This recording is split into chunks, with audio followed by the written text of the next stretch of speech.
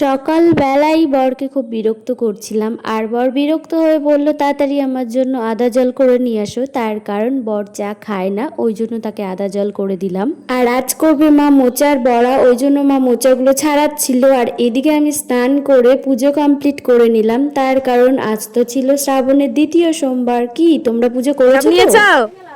আবার তাড়াতাড়ি চলে আসবা। হ্যাঁ, টাটা।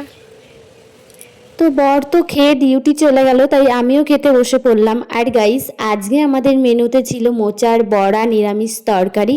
আর আমি আজকে একটা ফোন দেখে রেসিপি ট্রাই করেছি, নামটা কি বলবো আমার ঠিক মনে নেই, তবে বরমশাই খেয়ে বললো ভালোই হয়েছে। আর এরপর এদিকে বোন বলছিল কুল মাখা খাবে, আর সবাই খুব বকছিল। তার কারণ ওর হাতটা যে দেখালো প্রথমে, ওর হাতটা না অনেকটা কেটে গেছে, 3টে সেলাই পড়ার মতো অবস্থা। যদিও ভয়েতে সেলাই নেওয়া হয়নি, তবে দেখো 1 সপ্তাহ হয়ে গেছে এখনো শোকায়নি পুরোপুরি, ওই জন্যই বকা। কে শোনে কার কথা।